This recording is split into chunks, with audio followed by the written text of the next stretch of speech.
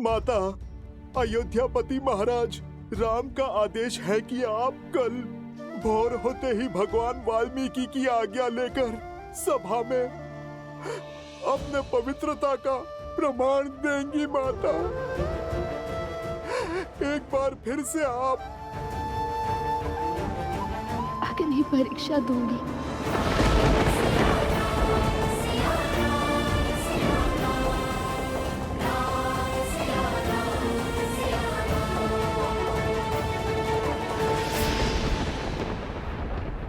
निकालो जोर से, और जोर लगाओ। खुश, इतना शांत क्यों है? ये उचित नहीं है। खुश, आप आगे बढ़ने की तैयारी कीजिए, मैं कुछ को संभालता हूँ। उचित है।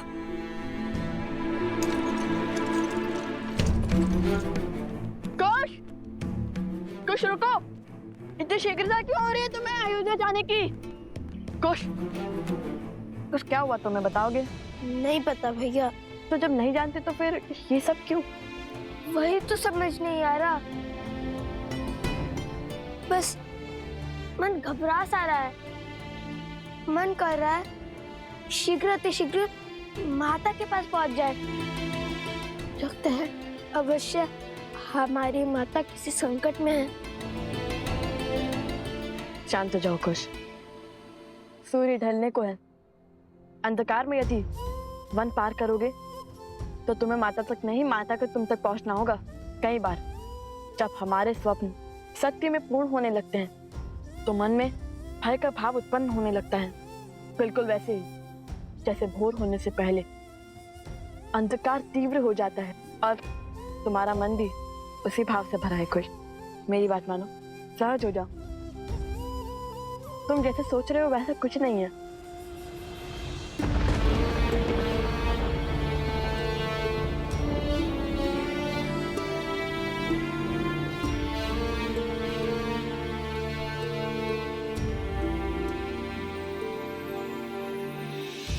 बदली पवन बदली मन धारा, बुरी सोच का खेल है सारा।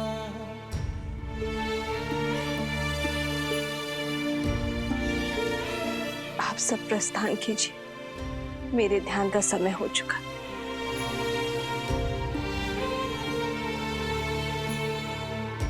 छूटा ना वनवास ये पूरा, मर्यादा का समर अधूरा। राम सिया राम सिया राम सिया राम, राम सिया राम सिया राम। कैसे करे भव पार ये राम, राम सिया राम सिया राम, सिया राम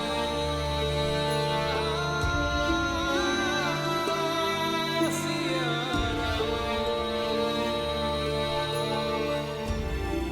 राम, ये कैसा आदेश है? कैसा अनर्थ है? कैसा पाप है? शांत हो जाइए दीदी, तनिक धीरज धरिए। धीरज ही तो धरती आई हूँ। पहले 14 वर्ष का वियोग सा, फिर 12 वर्ष तक अपनी सीता से दूर रही, और अब जब जीवन में बसंत ने द्वार खटखटाया तो न जाने कैसा अंधकार छा रहा है। जो पत्नी के वियोग में राजभोग छोड़कर सूखा भोजन करता है, जो राशि वस्त्र छोड़ पलकल में रहता है, वो व्यक्ति, वो पति, वो राम कैसे पुनः अपनी पत्नी को अग्नि परीक्षा का दंश दे सकता है?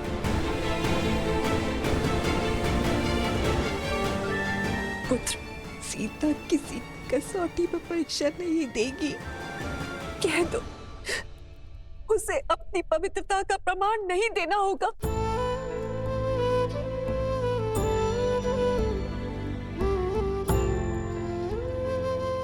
राम को अपनी सीता से कोई प्रमाण नहीं चाहिए माँ। मुझे अपनी सीता के प्रेम पर, उसके त्याग पर, उसके समर्पण पर पूरा विश्वास है और मेरी सीता को मेरे निर्णय पर। किंतु अयोध्या की महारानी होने के नाते उसे प्रजा की कसौटी पर खरा उतरना होगा ना।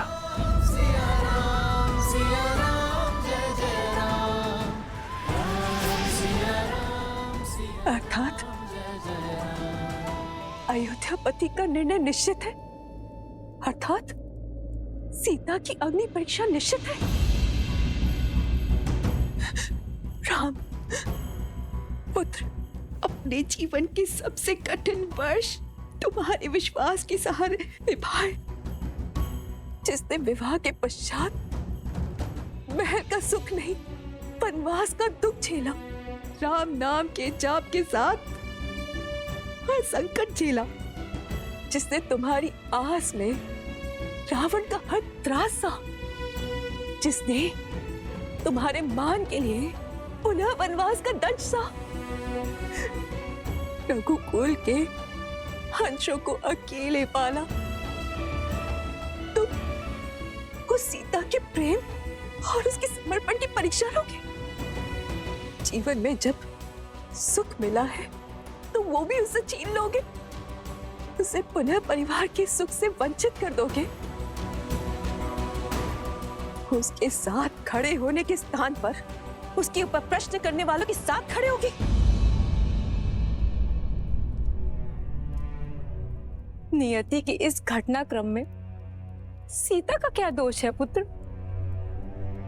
कलंक का कीचड़ हर बार सीता के आंचल पे ही क्यों लग जाता है? उन लालचनों का उत्तर देने के स्थान पर तुम उन लोगों के साथ जाकर खड़े हो गए हो जो सीता पर प्रश्न उठा रहे हैं। क्यों पुत्र, क्यों क्यों?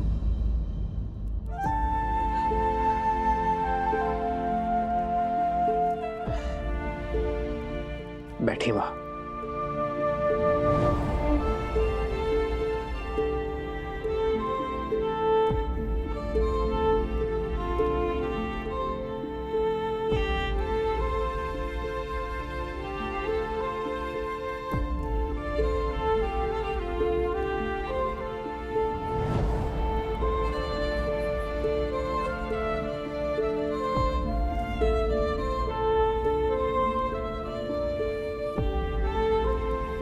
राजा राम के पग में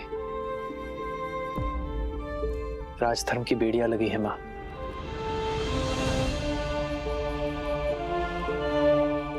एक राजा की विडंबना राजमाता ही नहीं समझेगी तो और कौन समझेगा? अयोध्या की महारानी रही हैं हम। इस सिंहासन की मर्यादा, इस मुकुट का मान आप भली भांति जानती है।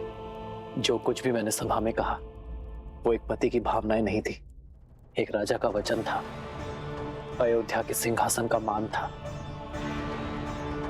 अयोध्या के सिंहासन का सम्मान था। राम अपनी सीता से केवल प्रेम ही नहीं, विश्वास के सूत्र से भी बंधा है।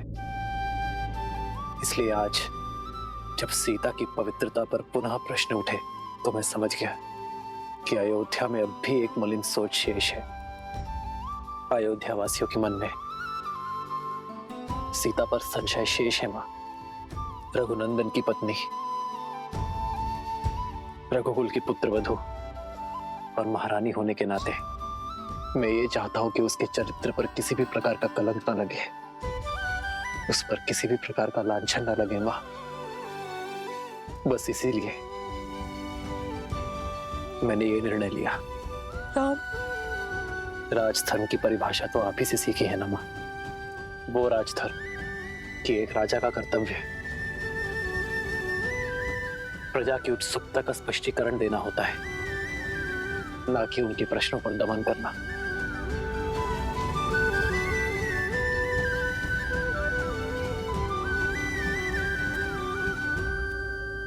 आज हर प्रश्न का केवल एक ही उत्तर है मां, अग्नि परीक्षा।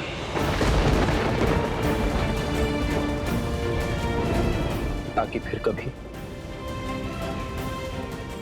मेरी सीता के चरित्र पर कोई उंगली ना उठा सके, उसकी शुचिता को कोई मलिन ना कर सके। और जब इस राजभवन में मेरी सीता पुनः लौट आएगी ना मां,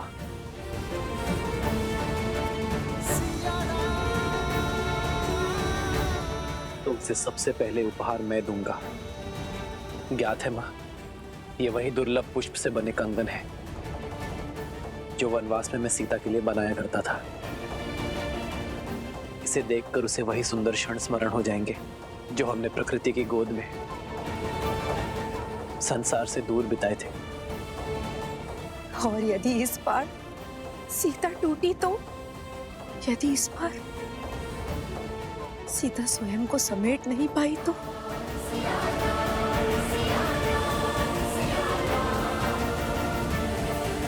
वो राम की सीता है मां, कभी नहीं टूटेगी।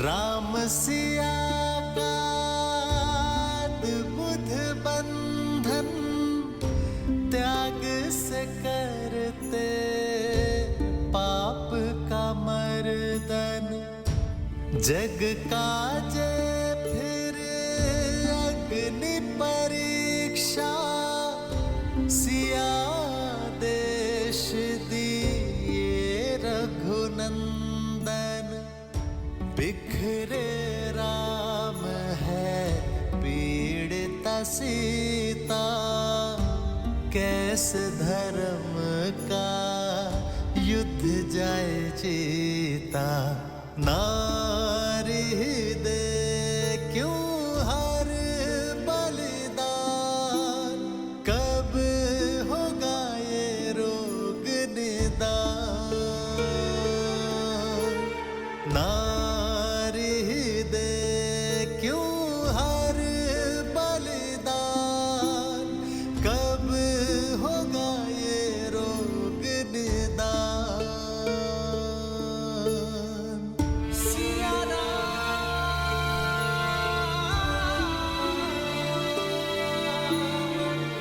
सिया राम,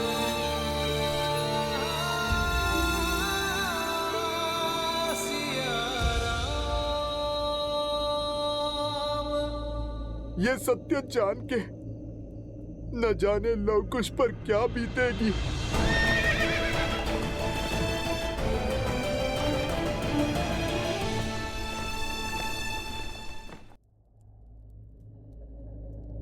सीता,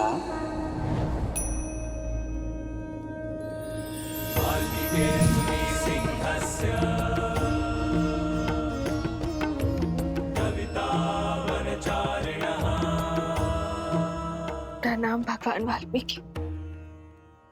श्री राम के आदेश के पीछे का कारण समझती हूँ मैं ऋषिवर। महाधर्म के अनुसार प्रजा राजा की सबसे पहली प्राथमिकता होती है और उन्होंने उसी धर्म का पालन किया है। मुझे अपने श्री राम पर पूर्ण विश्वास है, परंतु आज मन की शांति अशांति में बदल रही है। भगवान, मेरे हृदय में अनगिनत प्रश्न उठ रहे हैं। हे भगवान, मुझे इस दुविधा का हल बताइए, मेरा मार्गदर्शन कीजिए। नियति के इस लेख, भाग्य की इस मोड़, जीवन के इस क्षण में मुझे क्या करना चाहिए, बताइए भगवान। ये मैं नहीं बता सकता सीता। ये जीवन तुम्हारा था, यात्रा तुम्हारी, इस पथ का चयन भी स्वयं तुम ही ने किया था, इसलिए इसका निर्णय भी केवल तुम्हारा ही होगा। ये समय, ये स्थिति ये घड़ी विकट है, परंतु इस दुविधा से स्वयं तुम्हें ही पार पाना होगा सीता।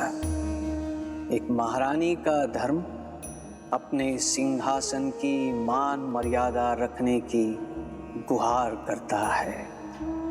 ये धर्म परीक्षा को उचित ठहराता है, तो दे दो परीक्षा, कर दो स्वयं को पवित्र सिद्ध, रोक दो स्वयं पर उठने वाले हर प्रश्न को। और एक पत्नी का धर्म कहता है कि सदैव पति के निर्णय का समर्थन करो। उसके नाते तुम्हें पवित्र सिद्ध करने के इस संघर्ष में तुम्हें अपने पति की सहायक बनना होगा, बाधा नहीं। किंतु आज मैं यहाँ न एक पत्नी के लिए आया हूँ, ना महारानी के लिए, मैं तो केवल एक स्त्री के लिए आया हूँ, सीता के लिए आया हूँ। पत्नी और महारानी का धर्म अपने स्थान पर है, परंतु एक स्त्री के धर्म का क्या, उसके कर्तव्य का क्या, ये निर्णय तुम्हें स्वयं करना होगा सीता। और हर अधर्म को धर्म में बदलने का दायित्व तुम्हारा है सीता।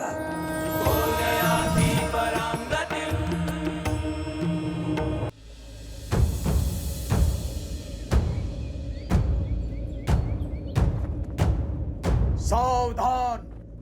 आज राज्यसभा में महारानी सीता की अग्नि परीक्षा होगी। सभी अयोध्यावासी शीघ्र राज्यसभा में पहुंचे।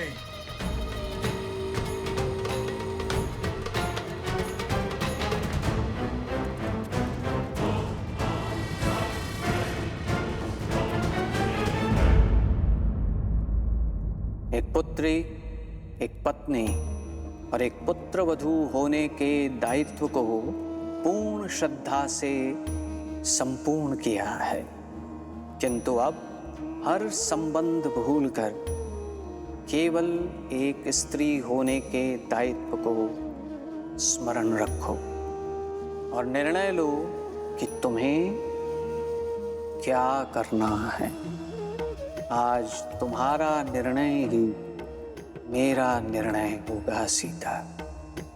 अब हर अनुचित को उचित, हर अन्याय को न्याय और हर अधर्म को धर्म में बदलने का दायित्व तुम्हारा है सीता। मार्गदर्शन देने के लिए धन्यवाद भगवान।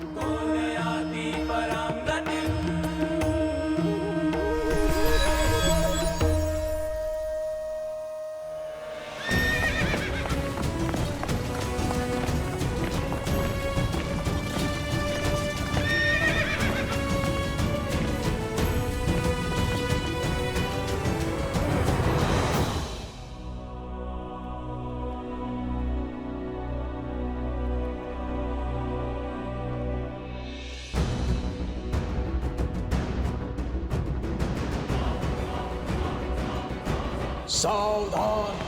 अयोध्यापति रघुकुल तिलक मर्यादा पुरुषोत्तम श्री राम पधार रहे हैं।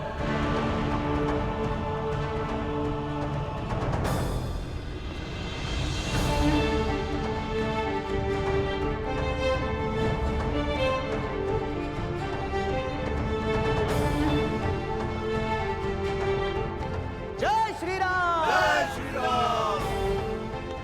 जय श्री राम! जय श्री राम! जय श्री राम! जय श्री राम!